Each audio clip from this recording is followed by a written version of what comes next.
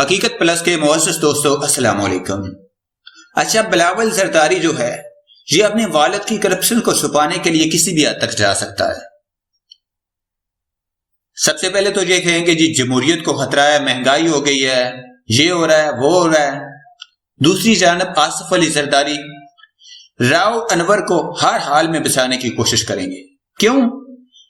کیونکہ راؤ انور نے جتنے بھی قتل کیے آصف علی زرداری کے کہنے پر کیے ہیں۔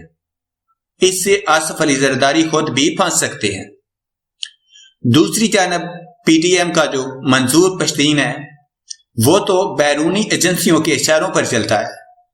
این ڈی ایس راؤ سے فنڈنگ کرتی ہیں، انہی پیسوں سے وہ جلسے کرتا ہے جن میں چند لوگ آتے ہیں اور ان جلسوں میں وہ ہمارے ریاستی اداروں کے خلاف بکواس کرتا ہے۔ اب یہ دونوں اتحاد کر چکے ہیں، پی ٹی ایم اور پیپلز پارٹی ایک ہو چکے ہیں اور یہ دونوں مل کر ملک توڑنے کی سازش کر سکتے ہیں۔ اب یہ ملک کیوں توڑیں گے؟ یہ اس لیے توڑیں گے کہ پی ٹی ایم شہرت کی بھوکی ہے اور بیرونی ایجنسیوں کے ایجنڈے پر کام کر رہی ہے، اور آصف علی زرداری جو ہے یہ اپنی کرپشن کو بچانے کے لیے کچھ بھی کر سکتا ہے۔ اس لیے ہمارے اداروں کو ان دونوں پارٹیوں کو فوری طور پر گرفتار کر لینا چاہیے اور بالکل بھی تاخیر نہیں کرنی چاہیے۔ پیپلز پارٹی ریاست کے سامنے سینہ سپر ہونے کو تیار۔ پی پی راؤ انور اور پی ٹی ایم کے معاملے پر آئی ایس پی آر کے بیانیے کو کیوں تنقید کا نشانہ بنا رہی ہے؟ مزید ڈسکس کرنے سے پہلے آپ سے گزارش ہے چینل کو سبسکرائب کر کے بیل کے نشان کو دبا دیجیے۔ یہ حقیقت واضح ہے کہ دشمن کبھی بھی کھل کر سامنے نہیں آتا، بلکہ وہ کسی نہ کسی کندھے پر اپنی بندوق رکھتا اور مقاصد حاصل کرنے کے لیے شکار کو نشانہ بناتا ہے۔ اسٹیبلشمنٹ اور ریاستی اداروں کے خلاف ہمیشہ سے محاذ کھلے رہے ہیں، جن کی حقیقتوں سے کئی بار پردہ اٹھا ہے، اور کئی راز ایسے ہیں جو آج بھی منو میٹی تلے دفن ہیں کہ وسیع تر قومی مفاد کے تقاضے کو مد نظر رکھتے ہوئے انہیں قوم کے سامنے نہیں لایا جاتا۔ گزشتہ کچھ برسوں سے پاکستان میں ایک نئی پرتشدد اور مزاحمتی پارٹی نے زور پکڑنا شروع کیا ہے، جسے پی ٹی ایم یعنی پختون تحفظ موومنٹ کے نام سے لوگ جان رہے ہیں۔ ان کے جلسوں میں چند لوگ آتے ہیں۔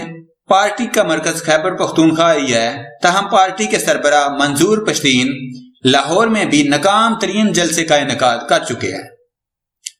اس پارٹی کا منشور مسنگ پرسنز، پختون خواتین کی عصمت دری اور ماورائے عدالت قتل کے علاوہ کی جانے والی زیادتیوں کے خلاف آواز اٹھانا ہے۔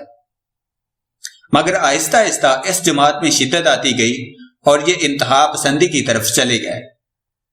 اب منظور پشتین اور اس کے ساتھی ملکی اداروں کے، خاص طور پر سیکیورٹی ایجنسیوں اور آرمی کے خلاف عوام میں نفرت پیدا کرنے کے فارمولے پر چل رہے ہیں۔ وہ مکمل طور پر ریاست کو للکارنے اور علیحدہ ہو جانے کی باتیں کرتے بھی نظر آتے ہیں۔ کافی عرصہ تک پارٹی کو برداشت کرنے کے بعد بالآخر آئی ایس پی آر نے عوام کو آگاہ کرنے کی ٹھانی، اور گزشتہ دنوں D G I S P R نے ایک باقاعدہ بھرپور پریس کانفرنس میں پی ٹی ایم اور راؤ انور سے متعلق حقائق عوام کو بتائے۔ تاہم پی ٹی ایم کی سپورٹ میں بلاول بھٹو زرداری سامنے آ گئے اور راؤ انور کی خاطر سابق صدر آصف علی زرداری نے پریس کانفرنس کر ڈالی۔ پی پی کے چیئرمین بھرپور انداز میں اس جماعت کی سپورٹ میں کھڑے ہو گئے ہیں جو ریاستی اداروں کے خلاف عوام میں نفرت اور علیحدگی کے بیج بونے کی ہر صحیح کرنے پر تلی ہوئی ہے۔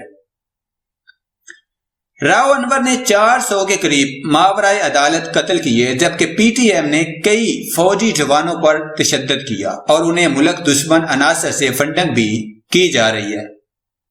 سوال یہ پیدا ہوتا ہے کہ آخر پیپلز پارٹی کی ایسی کیا مجبوری ہے کہ وہ ایک ریاست دشمن پارٹی پی ٹی ایم کو سپورٹ کرنے پر تلی ہوئی ہے اور ایسے بدنام زمانہ پولیس افسر کو بچانے کے لیے سرگرم ہے جس کے خلاف پوری قوم سینہ سپر ہے کہ اس کے جرائم کی سزا اسے دی جانی چاہیے۔ اس معاملے کی کلی کھلنا ابھی باقی ہے۔ دیکھتے ہیں ریاستی ادارے اور سیکیورٹی ایجنسیاں پیپلز پارٹی کے ایجنڈے اور ملک دشمن عناصر کے کیسے دانت کھٹے کرتے ہیں۔